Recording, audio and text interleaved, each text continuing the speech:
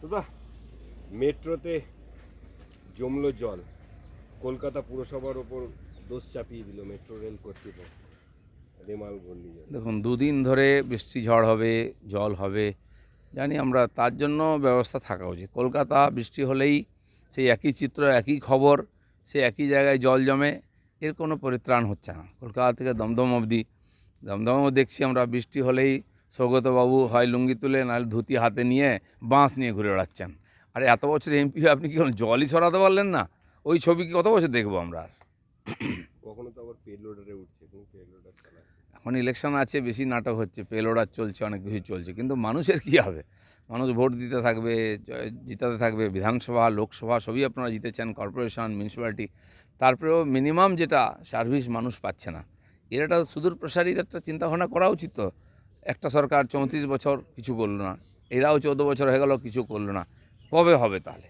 একটা তো চেষ্টা তো হওয়া উচিত।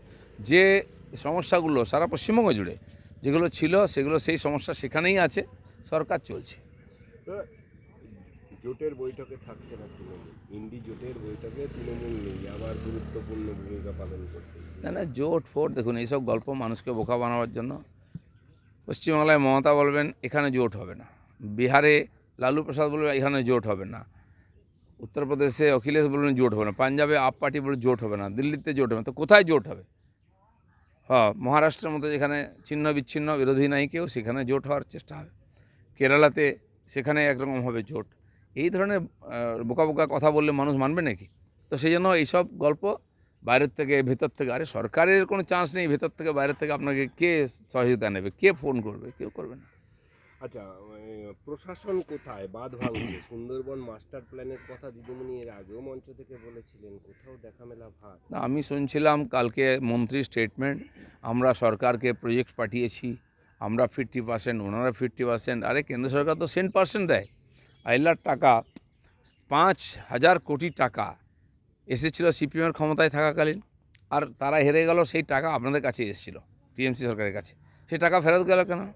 সমস্ত নদী বাঁধ পাকা হওয়ার কথা ছিল। তৎকালীন মন্ত্রী রাজীব ব্যানার্জিও বলেছিলেন আমরা নদী বাঁধ পাকা করে দেবো, কেন করলেন না? সরকার পাল্টাচ্ছে, মন্ত্রী পাল্টাচ্ছে, সমস্যা যেখানকার সেখানকার থেকে যাচ্ছে, টাকাও পড়ে থাকছে, লুট হচ্ছে, নাহলে ফেরত যাচ্ছে। তার মানে আপনাদের যোগ্যতা নেই, ইচ্ছা নেই। এটাই হোক, প্রত্যেক বছর বন্যা হবে, খরা হবে, মানুষ উজাড় হবে, আর আপনারা টাকা পয়সা কামাবেন। ভোটের আগে ঠিক একটা বড় ধাক্কা দিল রেমাল। শেষ কটা দিন মানুষের কাছে, মানে সপ্তম দফা ভোট শেষ কটা দিন মানুষের কাছে কি এতদিন বলবেন? কোর্টের ধাক্কা ছিল, অন্য জায়গার ধাক্কা খাচ্ছিল, এবার যা রেমানের ধাক্কা খেয়েছে, টিএমসির কোমর বেঁকে গেছে, আর উঠে দাঁড়াতে পারবে না। আজ রাজপথে দেখা যাবে দুই হেভিওয়েট, প্রধানমন্ত্রী আর একদিকে মুখ্যমন্ত্রী। এবার কেন্দ্র কলকাতা, কারণ কলকাতায় সিপিএমও কোনোদিন জিততে পারেনি, তারা গ্রামের থেকে জিতে রাজত্ব করেছে। সেই জন্য এখানে কংগ্রেসি গড় থেকে টিএমসিতে ট্রান্সফার হয়ে গেছে। আমরাও ঠিক করেছি কলকাতা এবং তার আশপাশে এবার পুরো শক্তি লাগিয়ে এখানে জিতব, তাহলে হয়তো পশ্চিমবাংলার পরিবর্তন হবে। তা নাহলে কলকাতার কিছু পরিবর্তন করে, উন্নয়ন করে দেখানো হচ্ছে পশ্চিমবাংলা পাল্টে গেছে, এটা হবে না।